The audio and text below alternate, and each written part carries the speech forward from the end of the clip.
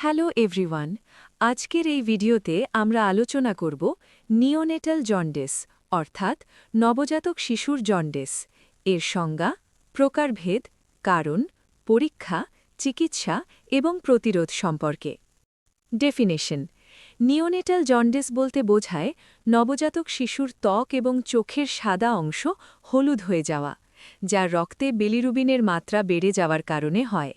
এই অবস্থাকে বলা হয় hyper bilirubinemia. Types of neonatal jaundice. Number 1, physiological jaundice.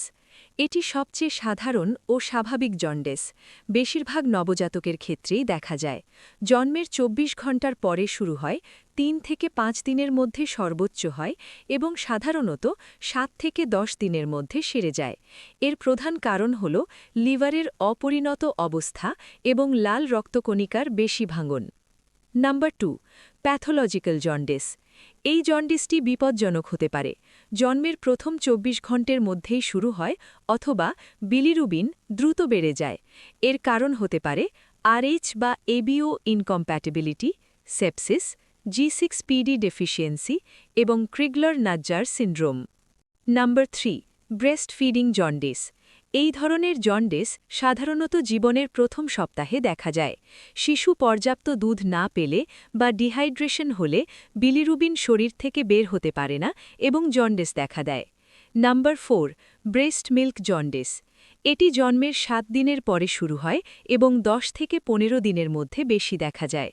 মায়ের দুধের একটি উপাদান বিলিরুবিনের পুনরায় শোষণ বাড়িয়ে দেয়।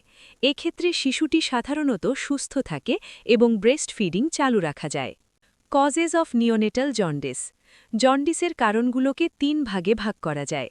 প্রি হেপাটিক কজেস যেমন হিমোলাইসিস, আরএইচ বা এবিও ইনকম্প্যাটিবিলিটি, G6PD ডেফিসিয়েন্সি ও স্ফেরোসাইটোসিস। হেপাটিক কজেস যেমন লিভারের অপরিণত এনজাইম এবং সংক্রমণ, সেপসিস বা TORCH infection. Post hepatic causes যেমন বাইলারি এট্রিজিয়া বা কলিডোকাল সিস্ট। ইনভেস্টিগেশনস।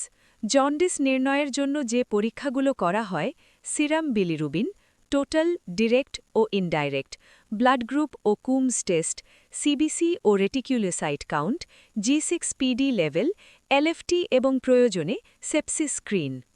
কমপ্লিকেশনস। চিকিৎসা না করলে জন্ডিসের সবচেয়ে ভয়ঙ্কর জটিলতা হল কার্নিকটেরাস, যাকে বিলিরুবিন এনসেফ্যালোপ্যাথি বলা হয়।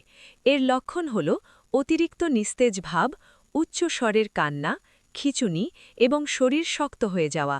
এটি স্থায়ী মস্তিষ্কের ক্ষতি করতে পারে। ট্রিটমেন্ট। প্রথম চিকিৎসা ফটোথেরাপি। এতে আনকনজুগেটেড বিলিরুবিন জল দ্রবণীয় আকারে পরিবর্তিত হয় এবং সহজে শরীর থেকে বেরিয়ে যায়।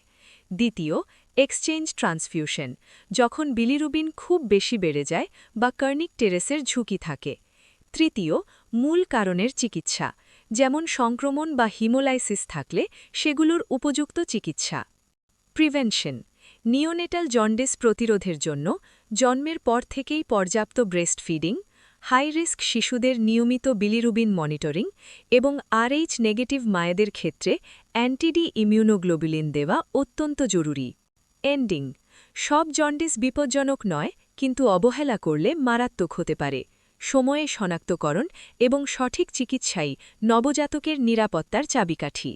ভিডিওটি ভালো লাগলে লাইক, শেয়ার করুন এবং এমন আরও শিক্ষামূলক ভিডিওর জন্য চ্যানেলটি সাবস্ক্রাইব করুন।